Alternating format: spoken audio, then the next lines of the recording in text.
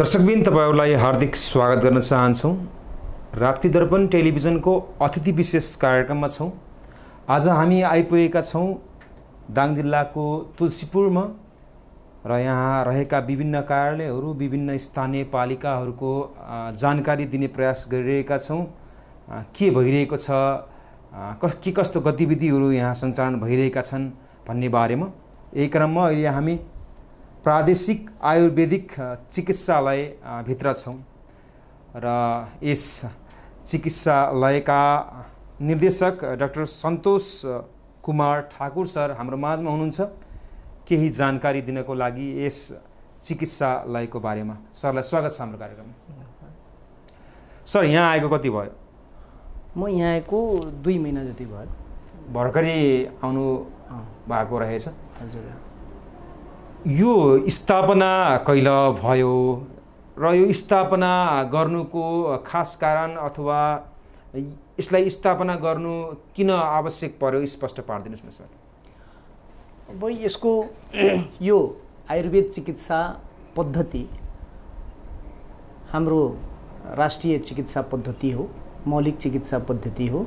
अरु चिकित्सा पद्धतिको विकास हुनुभन्दा पूर्व हामी हजारौं वर्ष पहिलादेखि यस पद्धतिको प्रयोग गर्दै आएका छौं र यसले चाहिँ हाम्रो राष्ट्रिय रूपमै जनताको सरोकार, जनताको स्वास्थ्य सरोकारलाई हेर्दै आएको छ। हामी सबैले कुनै न कुनै रूपमा आयुर्वेद चिकित्सा पद्धतिको प्रयोग वर्षौंदेखि, सदियौंदेखि हामी गर्दै आएका छौं। त्यही परिप्रेक्ष्यमा यो नरदेवी आयुर्वेद चिकित्सालय पहिला एकमात्र आयुर्वेदको केन्द्रीय चिकित्सालयको रूपमा स्थापना भएको थियो र त्यसपछि तत्कालीन सरकारको नीति अनुरूप प्रत्येक विकास क्षेत्रमा एउटा क्षेत्रीय हस्पिटल बनाउने लक्ष्य अनुरूप, नीति अनुरूप यस चिकित्सालयको स्थापनाको कार्य चाहिँ 2048 देखि सुरु भएर अनि भवन निर्माण र लगायत चाहिँ भवन निर्माणहरू चाहिँ गर्दै चाहिँ यो 2051 तिर चाहिँ यसले आफ्नो चाहिँ चिकित्सालयको सेवाहरू चाहिँ यहाँ दिँदै आएको देखिन्छ। यसको मुख्य उद्देश्य के हो भने आयुर्वेद चिकित्सा विधालाई जनजनसम्म पुर्याएर हाम्रो राष्ट्रिय स्वास्थ्य समस्यालाई समाधान कसरी गर्ने, त्यसमा चाहिँ आयुर्वेद के हो भने मात्रै क्युरेटिभ चिकित्सा पद्धति नभइकन यो एउटा हाम्रो जीवन पद्धतिसँग सम्बन्धित छ। यो एउटा विज्ञान हो र यसले चाहिँ क्युरेटिभ, प्रमोटिभ, रिहेबिलिटेटिभ सबै किसिमका हेल्थको चाहिँ जगेर्ना गर्छ। अर्कोतर्फ के छ भने स्वस्थ व्यक्तिको स्वास्थ्यको रक्षा कसरी हुन्छ, व्यक्तिलाई रोगै नलाग्न दिने पद्धतिको रूपमा आयुर्वेद अहिले हाम्रो देशमा मात्र नभई विभिन्न विश्वका विभिन्न मुलुकहरूमा आयुर्वेद चिकित्सा पद्धति लोकप्रिय बन्दै गएको यो अवस्था छ। आयुर्वेद एकातिर छ, एकातिर फेरि तपाईको एलोपेथिक, त्यसै गरेर नेचुरलपेथिक, होमियोपेथिक विभिन्न पनि छन्, हाम्रो अन्य पद्धतिहरू पनि छन्। फरक के छ सर भनिदिनुस् न। अब यो फरक चाहिँ यसलाई साइन्टिफिक रूपमा हेर्ने हो भने अब सबै चिकित्सा पद्धतिको एप्रोच, चिकित्सा डायग्नोस्टिक गर्ने एप्रोच र चिकित्सा गर्ने एप्रोच फरक हुन्छ। तर सबैको मुख्य उद्देश्य भनेकै के हो भने रोगलाई चाहिँ कसरी निको पार्ने, त्यो नै रहेको छ। अर्को के छ भने एलोप्याथका आफ्ना विशेषता छ, त्यसका आफ्ना सीमाहरू छन्। आयुर्वेदका आफ्ना विशेषता छन्, आफ्ना सीमाहरू छन्। त्यस्तै अन्य जति पनि प्रचलित चिकित्सा पद्धतिहरू छन् त्यसका चाहिँ आफ्ना सीमाहरू छन् र एक अर्काका परिपूरक पनि हुन्। कुनै पनि चिकित्सा पद्धतिले सम्पूर्ण रूपमा अहिले देखिएका जुन स्वास्थ्यका समस्याहरू छन् त्यसलाई समाधान गर्न सक्षम नभएको हुँदा WHO ले पनि विभिन्न वैकल्पिक चिकित्साहरूलाई मान्यता दिएको छ र आयुर्वेद, होमियोप्याथ, योगा अनि त्यसपछि एक्युपङ्क्चर, ट्रेडिसनल चाइनिज मेडिसिन सबै चिकित्सा पद्धतिहरूको आफ्नै प्रकारको महत्त्व र विशेषता भएको कारणले यिनीहरूलाई चाहिँ WHO ले समेत मान्यता दिएको छ र सबै चिकित्सा पद्धतिका गुण र दोषहरू हुन्छ।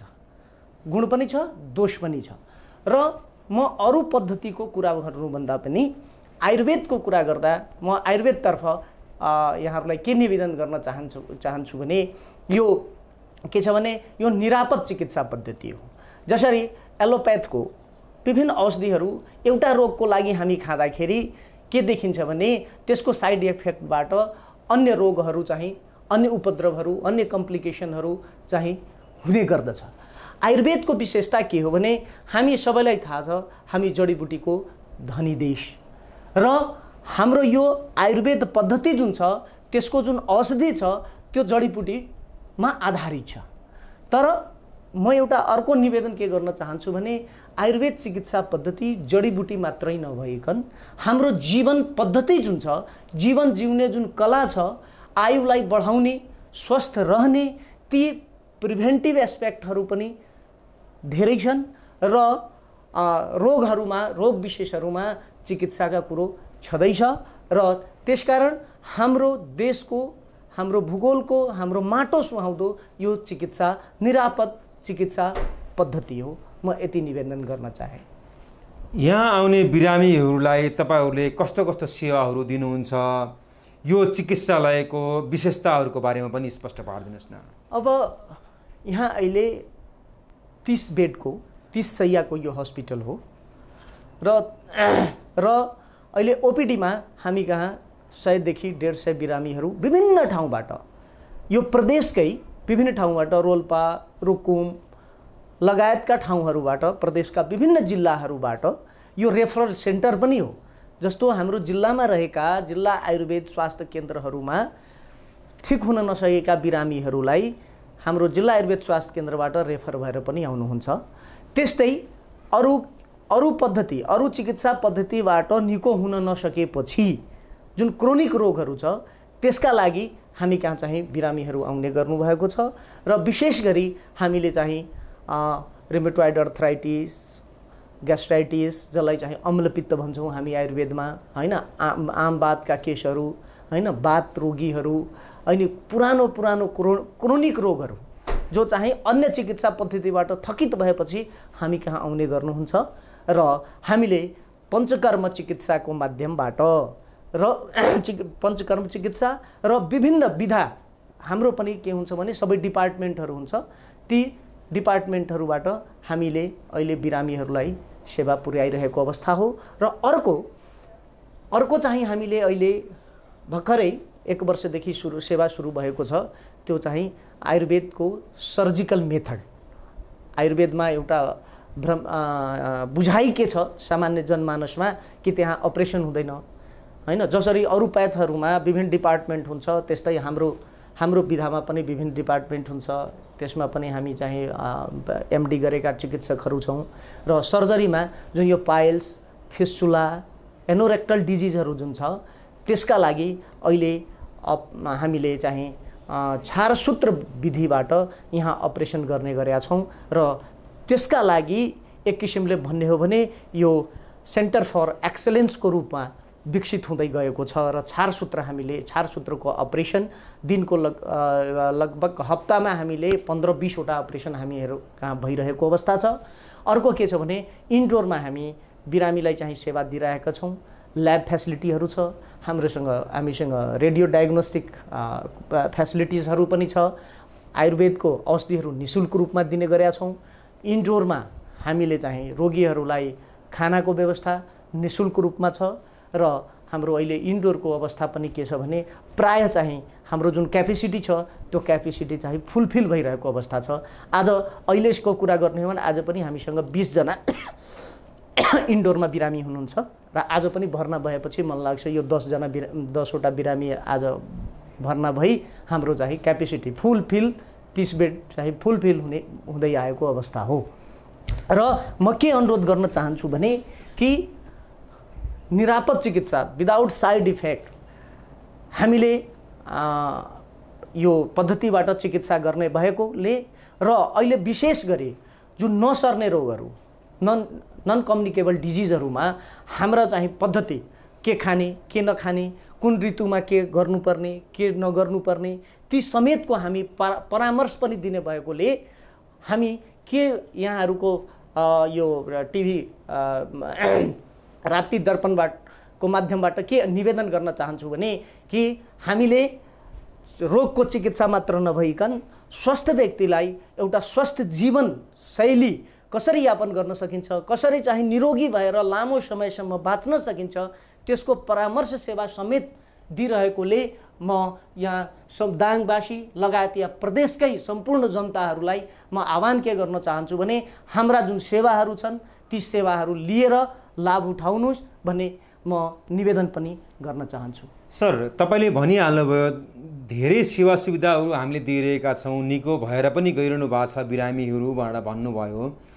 तर कोही बिरामी अथवा कोही व्यक्ति धेरै गरिब हुनुहुन्छ अथवा उहाँहरूको आर्थिक अवस्था कमजोर छ भने उहाँहरूको लागि चिकित्सालयले दिने सेवा सुविधा के हो र यहाँ आइसकेपछि कति पैसा लाग्दछ, उपचार गर्नको लागि कतिको खर्चिलो चाहिँ रहेको छ हाम्रो यो अस्पताल अथवा चिकित्सालय, स्पष्ट पारिदिनुहोस् न। जस्तो हाम्रो ओपिडी बापत 25 रुपियाँ लिने गरेका छौँ र त्यसपछि एक दिनको लागि 25 रुपियाँ अन्तरङ्ग सेवाको लागि लिन्छौँ र एकदम ल्याब इन्भेस्टिगेसनहरू गर्नु पर्यो भने यो जिल्लाभरिमा उपलब्ध भएका ल्याब सेन्टरहरूको 50% हामीले रेट कायम गरेर नो लस नो प्रफिटको सिद्धान्तमा हामीले चाहिँ ल्याब एक्सरे आदि सेवाहरू दिइरहेका छौँ। त्यस्तै हामीसँग 23 किसिमका औषधिहरू हामी निःशुल्क दिने गरेका छौँ। त्यसकारण मलाई के लाग्छ भने यो एकदम हामीले यस चिकित्सालयबाट सहज, कम खर्चिलो, एकदमै सस्तो, खर्चिलो नभनौँ सस्तो, सामान्यभन्दा सामान्य मान्छेले यो अस्पतालमा आएर एउटा लास्ट जसलाई आर्थिक रूपमा हामीले म के भन्न चाहन्छु भने जसलाई हामीले समाजमा आर्थिक मापदण्डको आधारमा जसलाई सबभन्दा तल्लो रूपमा हामी बुझ्छौँ उहाँहरूको लागि सबभन्दा उपयुक्त चिकित्सा गर्ने यो थलो हो भन्ने म यहाँलाई विश्वास दिलाउन चाहन्छु र त्यही किसिमले हामीले व्यवस्था पनि मिलाएका छौँ र एकदमै केही नभएका भयो भने हामीले चिकित्सालयबाट विकास समितिको तर्फबाट हामीले उहाँहरूलाई पूर्ण रूपमा पनि निःशुल्क गर्ने व्यवस्था गरेका छौँ। तपाईँले भर्खरै भन्नुभयो यहाँ विकास समिति पनि छ, तपाईँहरू अब प्रशासनतर्फ तपाईँहरू उहाँहरूको एउटा समिति सम्बन्ध समन्वय के कुराहरूमा हुन्छ, उहाँहरूले गर्ने के तपाईँहरूले गर्ने के स्पष्ट पारिदिनुहोस् न। अब यो विकास समिति यो प्रदेश सरकारको ऐन आयो, त्यो ऐन अनुसार हाम्रो प्रदेश सरकार मन्त्री परिषदबाट नियुक्त हुने एकजना अध्यक्ष नियुक्त हुने व्यवस्था छ। त्यस्तै यस जिल्लाका प्रमुख जिल्ला अधिकारी सिडिओ साहेब पदेन सदस्य र त्यसपछि तुलसीपुर उपमहानगरपालिकाका प्रमुख मेयर पदेन सदस्य हुनुहुन्छ र सदस्य सचिवको रूपमा यहाँको निर्देशक र एकजना प्रदेश सरकारबाट महिला सदस्य नियुक्त हुने व्यवस्था छ जुन अहिले रिक्त रहेको अवस्था छ। विकास समितिले हामीलाई यो जति पनि यहाँहरूलाई हामीले यो अतिरिक्त सेवाका कुराहरू गऱ्यौँ, यो ओपिडीको शुल्क, त्यसपछि हामीले चाहिँ आन्तरिक अन्तरङ्ग विभागबाट लिने शुल्क, ल्याब, रेडियो डायग्नोसिस आदिकाबाट उठेका जुन शुल्कहरू छन् त्यसको चाहिँ व्यवस्थापन गर्ने, त्यसपछि हाम्रो सेवालाई गुणस्तरीय प्रभावकारी कसरी बनाउन सकिन्छ त्यसका लागि उहाँ समितिले हामीलाई चाहिँ मार्गदर्शन गर्ने, अनि त्यसपछि चाहिँ हामीले यो बजेटको व्यवस्थापन गर्ने, बजेट सरकारसँग बजेट उपलब्ध गराउनमा सहजीकरणको भूमिका निर्वाह गर्ने जस्ता विकास समितिले हामीलाई एक किसिमको मार्गदर्शन, नीतिगत निर्णय र सहयोगी नियमनकारी पनि, समन्वयकारी भूमिका पनि र सहयोगी भूमिका पनि, यो तीनटै रूपमा समिति चलेको छ।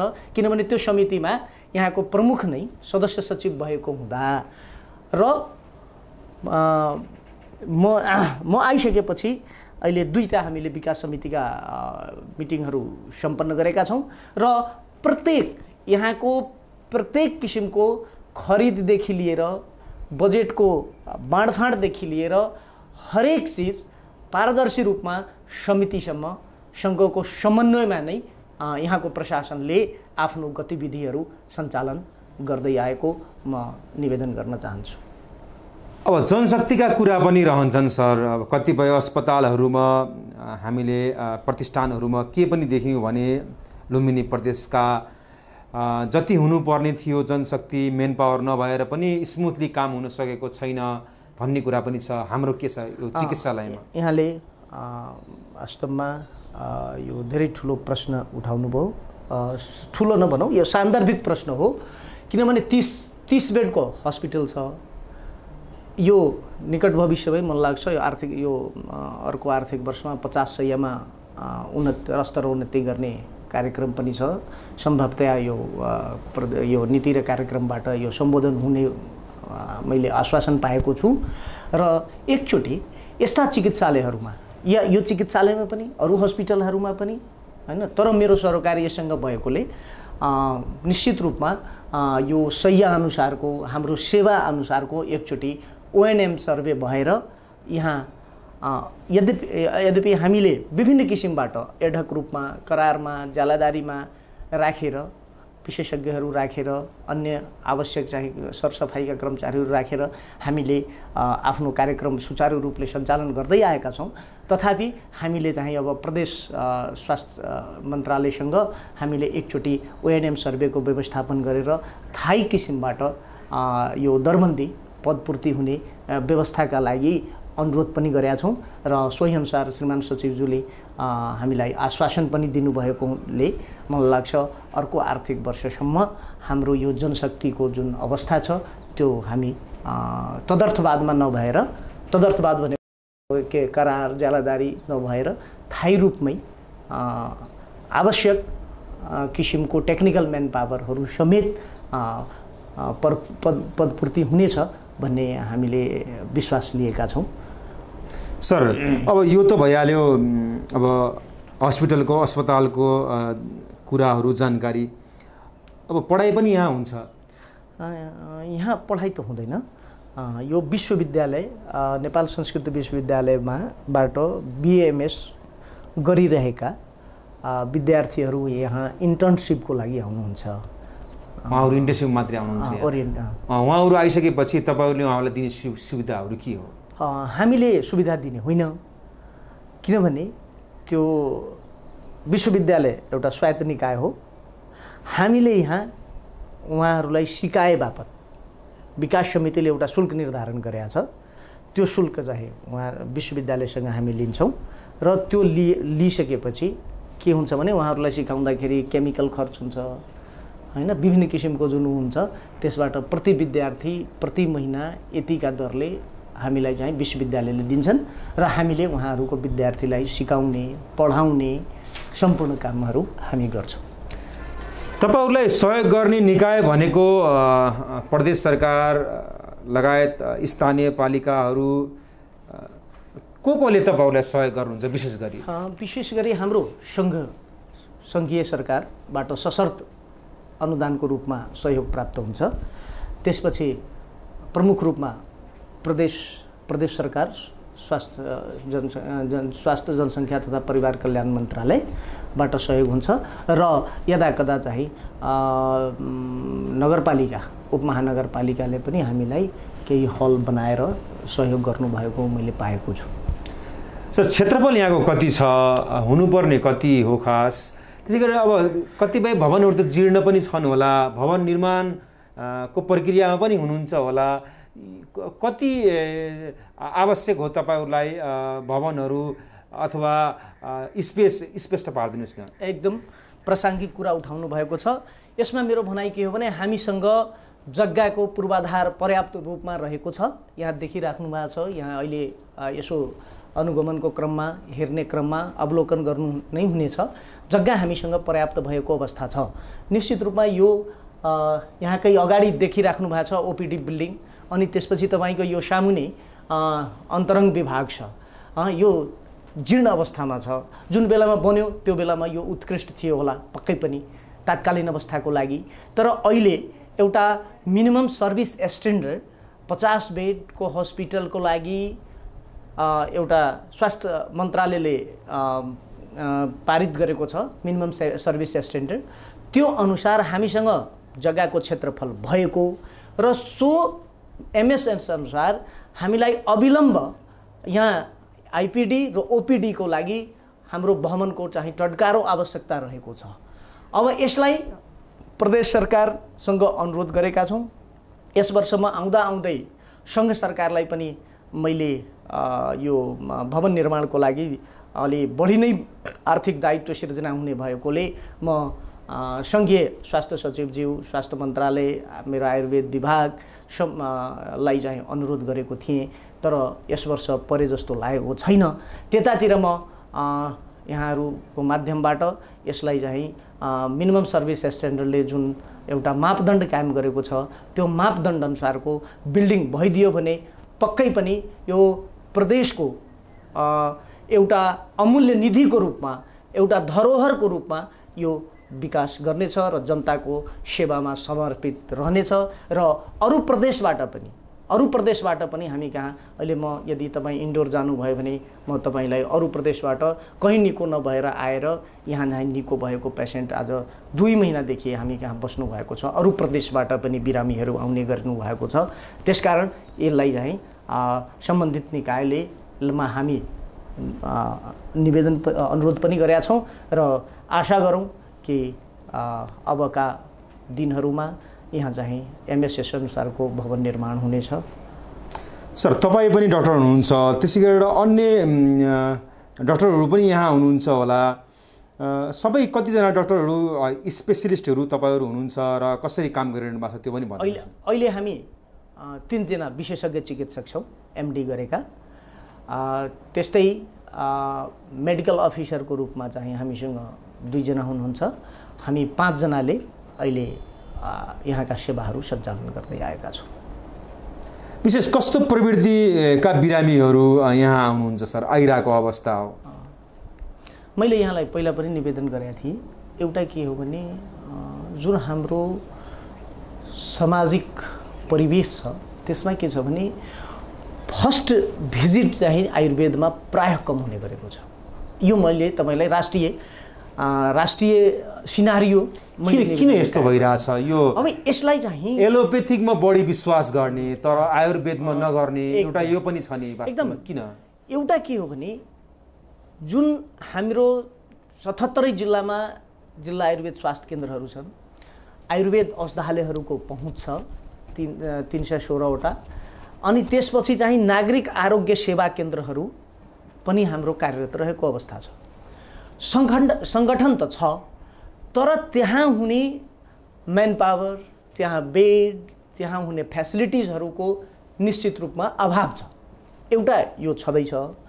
अर्को के हो भने कि हामीले यो इन्स्टिट्युसनल ट्रस्ट बिल्डिङ जुन हुन्छ, तपाईँले जुन कुरा गर्नुभयो कि किन चाहिँ फर्स्टमा आउँदैनन् भन्नेलाई हामीले विशेष रूपमा यहाँहरूलाई पनि अनुरोध निवेदन गर्न चाहन्छौँ कि हाम्रा जुन स्ट्रङ पक्षहरू छन्, जुन हामीले सस्तो, सरल अनि त्यसपछि निरापद रूपमा विदाउट साइड इफेक्ट जुन हामीले सेवा दिइरहेका छौँ, म सम्पूर्ण सञ्चारकर्मी मित्रहरू, सञ्चारकर्मी के अरे मिडिया सेन्टरहरू सम्पूर्णलाई म एउटा नेपाल आयुर्वेद मेडिकल काउन्सिलको अध्यक्षको पनि भएकोले म सम्पूर्ण राष्ट्रिय रूपमै म यो चिकित्सा पद्धतिको विकास, विस्तार, समस्या निराकरण, समाधान र यसका विशेषताहरूको सम्बन्धमा यहाँहरूले यदि सम्प्रेषण गर्दै जानुभयो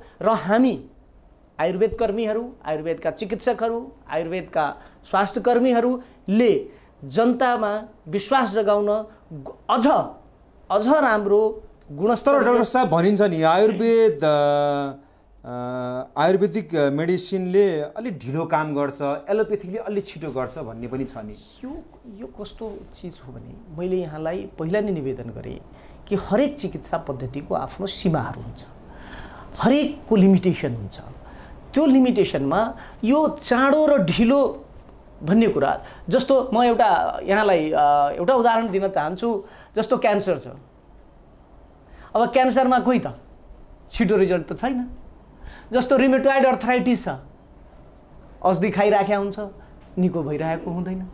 भन्नाले कुनै अवस्थामा आयुर्वेदको औषधि पनि एकदम तत्कालले हाम्रा सिस्टम छ। जस्तो पञ्चकर्म पद्धतिको मैले निवेदन गरेँ, पञ्चकर्मबाट हामी चिकित्सा गऱ्यौँ भने तत्काल तपाईँलाई यदि कहीँ पेन भएको छ, कुनै कारणले त्यस्तो भएको छ भने म अहिले नै यहाँको हाम्रो पञ्चकर्म उसमा चाहिँ लगेर तपाईँले तत्काल म राहत दिन सक्छु, तत्काल निको हुन सक्छ। भन्नाले कुन पद्धतिले कुन रोगलाई, कुन अवस्था विशेषलाई कसैले चाँडो गर्छ, कसैले ढिलो गर्छ। हामीले पनि कुनै धेरै अवस्थामा हामीले पनि चाँडो गर्छौँ, कुनै अरू चिकित्सा पद्धतिले पनि चाँडो गर्ला। र के छ भने लङ टर्म मेडिकेसनमा त बस्नु, जस्तो टिबी भयो, तपाईँले 3 मन्थ रेजिमिन पुरा गर्नै पर्छ। 6 महिनाको थियो पहिला, 9 महिनाको थियो, 12 महिनाको थियो।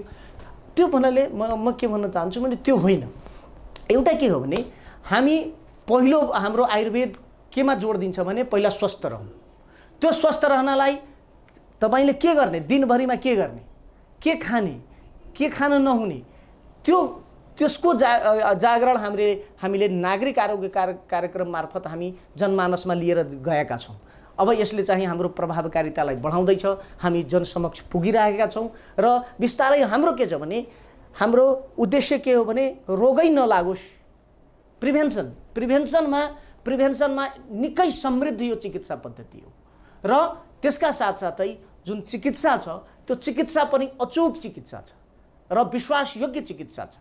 तपाईले अरू चिकित्सा पद्धतिबाट निको नभएका बिरामीहरू पनि यहाँबाट र आयुर्वेद चिकित्सा पद्धतिको माध्यमबाट निको भएर गइराख्नु भएको छ।